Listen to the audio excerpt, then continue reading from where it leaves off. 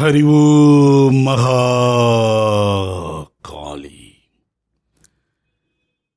இன்றைக்கு தமிழ்நாட்டில் மட்டும் இந்த 2025ஆம் ஆண்டு தொடக்கத்திலிருந்து ஆகஸ்ட் மாதம் வரை 3.5 லட்சம் பேர் நாய்க்கடியால் பாதிக்கப்பட்டிருக்கிறார்கள்.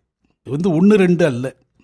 இந்த ரேபீஸ் தொற்றுக்கு சிகிச்சை தரக்கூடிய பிரிவுகள் அரசு மருத்துவமனைகள்ல இருக்கும். அதை போய் நேராக பார்க்கக்கூடிய வாய்ப்பு கிடைப்பவர்கள் இதனுடைய வீரியத்தை உணர்ந்து விடுவார்கள். அந்த பாதிப்புக்கு உள்ளானவர் நரம்பு மண்டல பாதிப்பினால் ஒரு டம்ளர் தண்ணியை எடுத்து அப்படி குடிக்க முடியாது, கையெல்லாம் ஆடும். பசி இருக்கும், சாப்பிட முடியாது. சில நோயாளிகள் உச்சகட்டத்தில் மரணத்தை தழுவுகிற காலகட்டத்தில் நாய் போன்றே செயல்படுவர். அவர்களுடைய அங்க அசைவுகள், அவருடைய தோரணைகள் நாய் போல இருக்கும். இன்றைக்கு நாய்களுடைய எண்ணிக்கை கணிசமாக இருக்கிறது. ஒரு 60 லட்சம் நாய்கள் இருக்கக்கூடும் என்று அனுமானிக்கப்படுகிறார்கள். ஆனால் இது சார்ந்து ஒரு பெரும் விழிப்புணர்வை அரசாங்கங்கள் விரைந்து எடுக்காத பட்சத்தில் அடுத்த ஒரு 10 ஆண்டுகள் 20 ஆண்டுகளில் பல கோடிகள் இந்த தெருநாய்கள் பல்கி பெருகிவிடும். அது மானுட சமூகத்தின் ஒரு பேர் அச்சத்தை, பேர் ஆபத்தை உருவாக்கக்கூடியதாக அமைந்துவிடும்.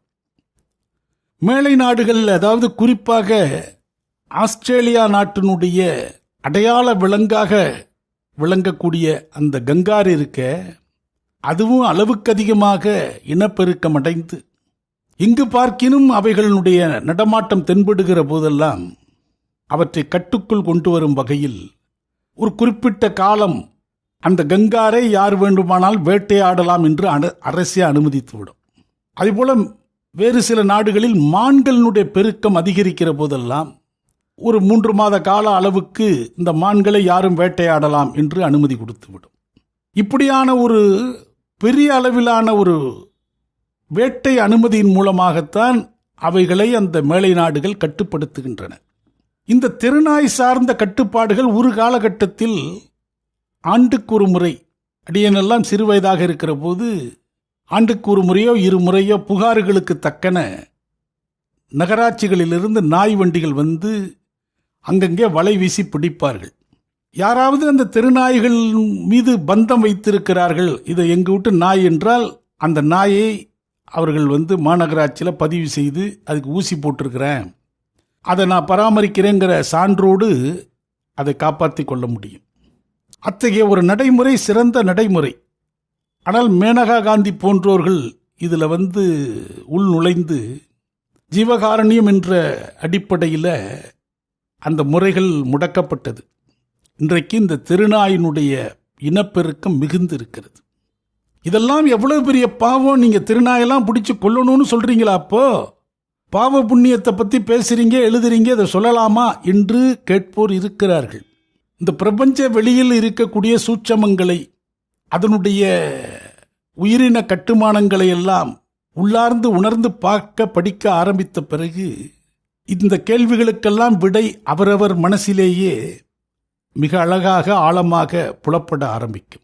மாநகராட்சியில போய் எங்க தெருவில் கொசு அதிகமாக இருக்கு, கொசுவை ஒழித்து விடுங்கள் என்று கேட்பது சரி என்றால், எங்க தெருவில் தெருநாய் அதிகமாக இருக்கு, அதை ஒழித்து விடுங்கள் என்று கேட்பதும் சரியாகத்தான் இருக்கும். உயிரினவாதத்தின்படி நம்மளுடைய தெய்வ சித்தாந்தங்கள், பாவ புண்ணிய கணக்குப்படி உயிர் என்பது ஒன்றுதான். அது ஈக்கு இருப்பதும் ஒன்றுதான், எறும்புக்கு இருப்பதும் ஒன்றுதான், கொசுவுக்கு இருப்பதும் ஒன்றுதான். நம்முடைய அன்பர்கள் பழகிய விதம் எப்படி இருக்குன்னா, எறும்பை கொன்னா பாவம்னு சொல்றான், கொசுவை கொன்னா பாவம்னு சொல்றதே இல்லை. ஆனால் பாவம் என்பது இரண்டுக்கும் ஒன்றுதான். ஆனால் இன்னொரு பக்கம் தர்மம் என்னவாக இருக்கிறது? தீங்கு விளைவிப்பவர்களுக்கு நாம் தீங்கு விளைவிக்க கூடும், நன்மை செய்பவர்களுக்கு நாம் நன்மை செய்ய வேண்டும். நன்மை செய்பவர்களுக்கு தீமை செய்கிற போது அது தீமையாக விளங்கும். அதனால எறும்பை கொல்லாதே, எறும்புக்கு சீனி தூவு, புண்ணியம் பல கோடி வரும் என்று போதிக்கப்படுகிற அதே நேரத்தில் கொசுவையும் கொல்லாதே, கொசுவுக்கு ஒரு துளி ரத்தம் நீ கொடுத்தால் ஒரு ஜென்மா உமக்கு புண்ணியத்தை தரும், பல ஜென்மா மேன்மை தருவாய். ஒரு கொசுவினுடைய பசி போக்குகிற பெரும் ஒரு உபாயம் உன்னால் நடந்திருக்கிறது என்று ஏன் போதிக்கப்படுவதில்லை? நம்முடைய பிரபஞ்சத்தினுடைய இயங்கு சக்திகளில் 5 படிநிலைகளை இந்த இயற்கையும் இறைநிலையும் கட்டமைத்திருப்பதாக நமக்கு கற்பிக்கப்படுகிறது. அது படைத்தல், காத்தல், அழித்தல், அருளுதல், மறைத்தல். படைப்பது எப்படியோ அதுபோல அதை அழிப்பதும் அப்படியே. இரண்டும் 2 விதமான செயல். இது இதனால் இப்படி முடிவுக்கு வர வேண்டும். இந்த உயிரின அமைப்பினுடைய உள்ளார்ந்த பார்வையை மேலும் மேலும் செலுத்துகிற போது பலவிதமான ஆச்சரியங்கள் உங்களுக்கு ஏற்படும். கடல்ல மீன்கள் இருக்கின்றன. அந்த மீன் உணவாக மற்றொரு சிறு மீனை சாப்பிடுகிறது. நம்மெல்லாம் மீன் இனம், நம்ம இனத்தையே நம்ம சாப்பிடலாமா என்கிற கற்பிதங்கள் அவைகளுக்கு தரப்படவில்லை. உன் பசி போக்க மற்றொரு மீனை நீ சாப்பிடுகிறாய். அப்படி சாப்பிடுவது ஒரு விதி. அப்படி ஒரு சாஃப்ட்வேர் எழுதப்பட்டு தான் அவைகள் படைக்கப்பட்டிருக்கிறது. இந்த மீன்கள் ஒன்றை ஒன்று சாப்பிடவில்லை என்றால், இந்த மீன்கள் மற்றொரு பசி போக்கும் வகையில் பிடிக்கப்படவில்லை என்றால், கடலில் ஒவ்வொரு துளி நீருக்கு பதிலாக மீன்கள் தான் பெருகி நிற்கும். ஒரு உயிர் மற்றொரு உயிரால் புசிக்கப்பட வேண்டும் என்ற விதிதான் இந்த உலகத்தினுடைய சுழற்சியினுடைய மற்றொரு மையமாக இயங்குகிறது. அதில் போய் யாரும் எதையும் கையை வைக்கவே முடியாது.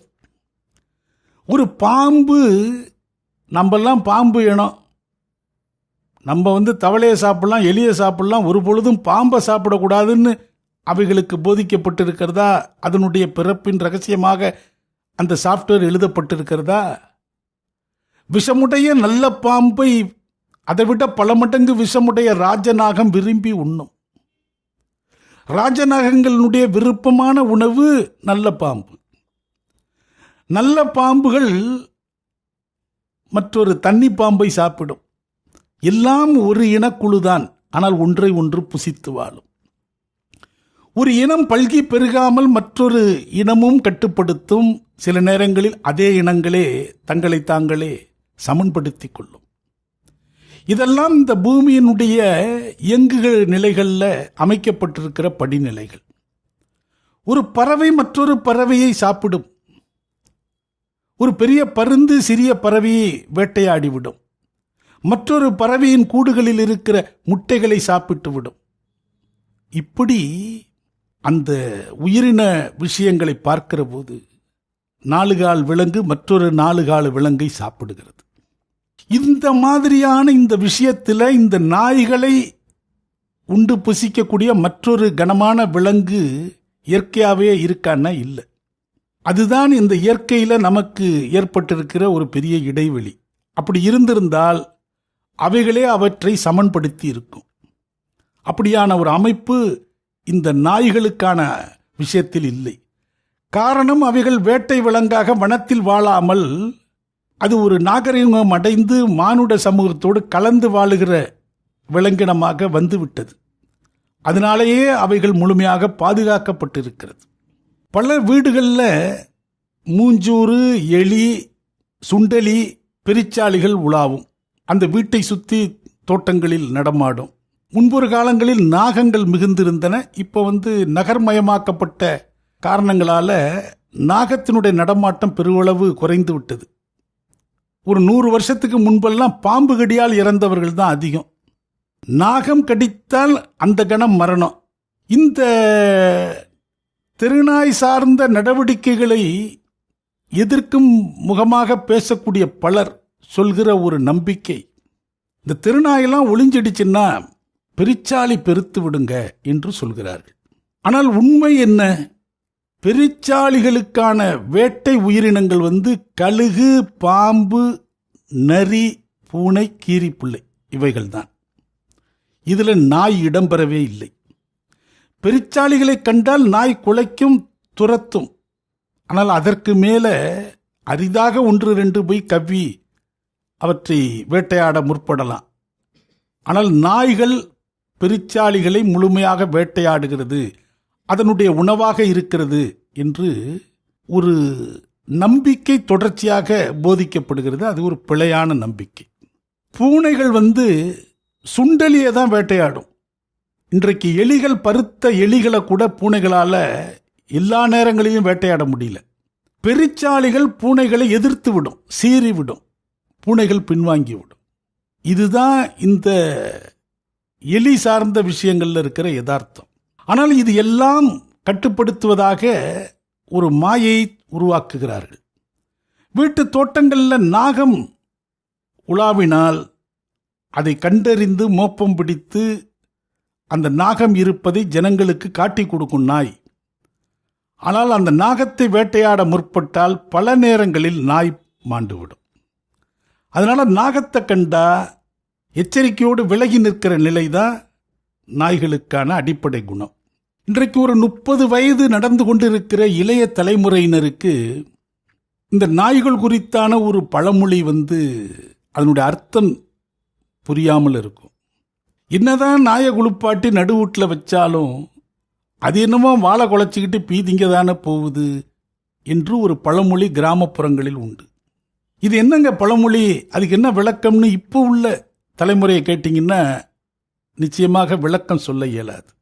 முன்பொரு காலங்களில் ஒரு 40 ஆண்டுகளுக்கு முன்பு வரை பெரும்பாலான வீடுகளில் தனி கழிப்பறை வசதிகள் கிடையாது. வெளிப்புறங்களில் தான் அந்த கழிப்பறை பயன்பாடு இருந்தது. பெரியவர்கள் தோட்டம் பகுதிகளில் பின்பக்கம் சென்று மறைவர். ஆனால் வீட்டில் இருக்கக்கூடிய குழந்தைகளை அதுபோல ஒரு மர செடி மறைவான இடத்துக்கு அழைச்சிட்டு போனால் பூச்சி போட்டு தாக்கும்னு பாதுகாப்புக்காக என்ன பண்ணுவாங்க, அந்த தங்களுடைய வீட்டு வாசல் பக்கங்கள்லேயே கூரை வீடாக இருக்கும், ஓட்டு வீடாக இருக்கும், அப்படி வெளியே போயிட்டு வாமான்னு சொல்லிடுவாங்க. சிறு குழந்தைகள் தெரு ஓரங்களில் தான் மலம் கழிக்கும். அவைகள் மலம் கழித்து கொண்டிருக்கிற போதே தெருநாய்கள் அருகே நின்று கொண்டிருக்கும். இந்த குழந்தைகள் எழுந்து வந்ததும் அந்த கழிவை, அந்த மலத்தை அந்த நாய்கள் புசிக்கும். இப்படி ஒரு பழக்கம் தெருநாய்களுக்கு முன்பு இருந்தது. அந்த காலகட்டங்களில் கிராமப்புறங்களில் ஒரு குறிப்பிட்ட சமூகத்தார் பன்றி வளர்க்கும் தொழிலை செய்து வருவார்கள். கிராமப்புறங்களில் அந்த பன்றிகள் தேவையாக இருந்தது. இந்த கிராமப்புறங்களில் இதுபோல தெருக்கள் தோறும் பொதுமக்களுடைய கழிவுகளை தூய்மைப்படுத்துகிற ஒரு பணியை அந்த பன்றிகள் செய்தன. இயற்கையினுடைய உயிரின கட்டமைப்பில் ஆதியிலிருந்து அந்த முதல் ஒவ்வொன்றும் ஒரு காரணத்தோடு ஒரு சங்கிலி பிணைப்பாக அவைகள் இருக்கிறது. இன்றைக்கு பன்றிகளை நாம் கிராமப்புறங்களிலேயே பார்க்க இயலாது. காரணம், இந்த நடைமுறைகள் மாறிவிட்டது. பலரும் ஒரு கேள்வி அல்லது தங்களுக்குள்ள ஒரு உணர்வை ஏற்படுத்துகிறாங்க. நாய்கள் என்பது பைரவர் ஆயிற்றே, சிவனுடைய வாகனம் ஆயிற்றே, இந்த பன்றிகள் கூட தான் வராக மூர்த்தியாக, வராக அவதாரமாக, தெய்வாம்சம் பொருந்தியவைகளாக உரிய ஒரு விலங்கு.